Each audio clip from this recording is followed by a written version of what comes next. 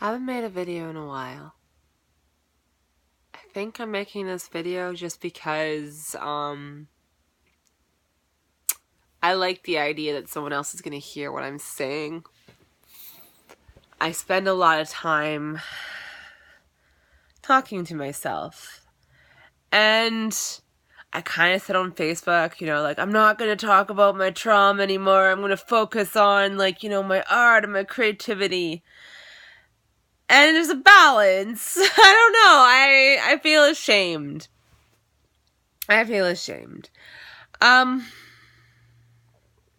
Yeah.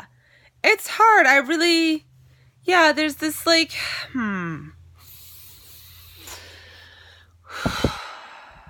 There's a strong urge in me to connect. And, I assume that it's in you too, because we're all human. But I guess I get ashamed by how much it seems like my trauma gets in the way of that connecting, but maybe it's not getting in the way, maybe it's just getting in the way of my idea of connecting. Because I think there are ways to connect even when we're experiencing trauma and like a freeze response and a flight response. So I think it's just a matter of sort of getting creative and trusting that other person, if they're there with you, they want to be with you. And if they feel overwhelmed, that they're going to go take care of themselves. They're going to go take care of themselves. There's a lot.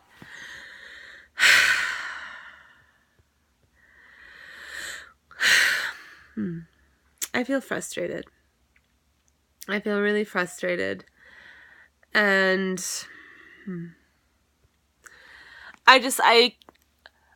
I keep trying to connect. And what do I mean by that? Like, what do I mean by connect? See, that's the thing. It keeps coming up, this word connect.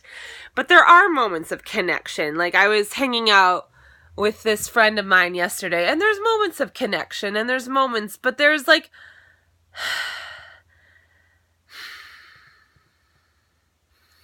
It is like being tuned to two radio channels at the same time.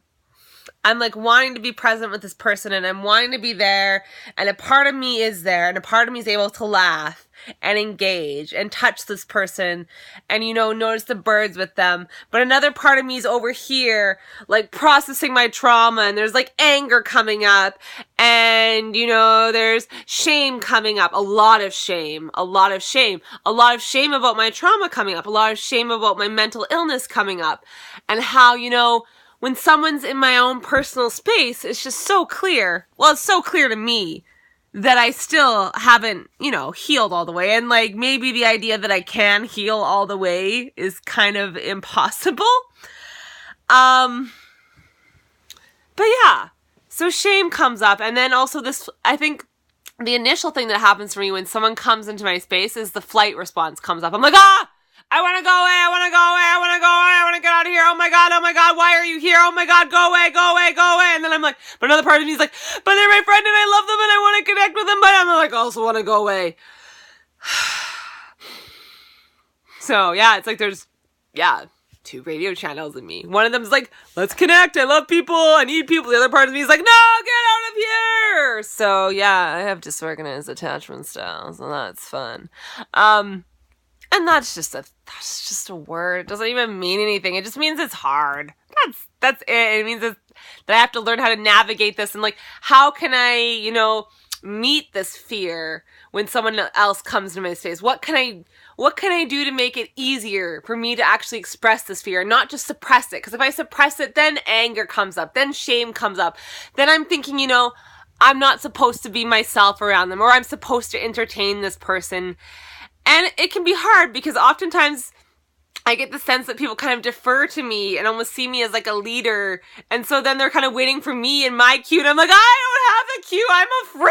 I don't know what to do. Why are you looking at me? Just because I often have shit figured out. That's when we're online and, I have my own space and my own time and I have lots of time to think. But right now we're in the moment. And I'm just like, why? Why are you looking at me? I don't know. I don't know. And yeah, there's kind of this like awkwardness, like we gotta figure out something to do. It's just like, can I just hide under a blanket and you just do your own thing? Like, I want you here, but I also kind of just want you to go away because I'm scared.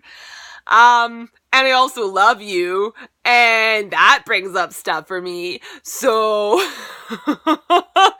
I don't know. Yeah, so how do we take fear, and how do we, like, alchemize it, or co-create with the fear, and make something with it? I have ideas. I'm like, play tag. I think tag might be a good way.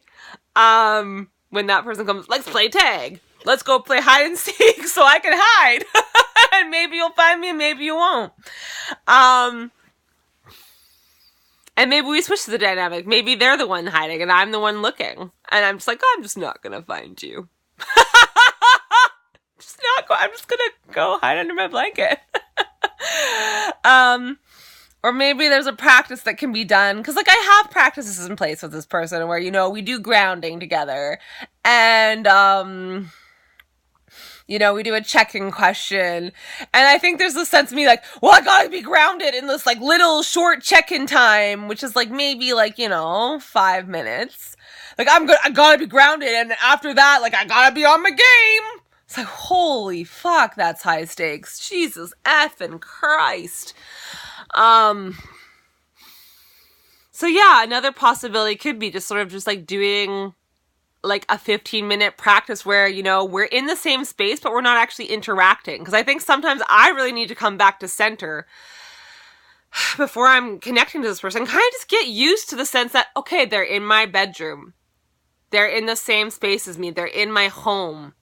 Now, how can I start to feel comfortable? So, yeah, that's just me brainstorming and talking about trauma and shame and all that fun stuff. Oh my God, wasn't that juicy? Yeah, all right, cool.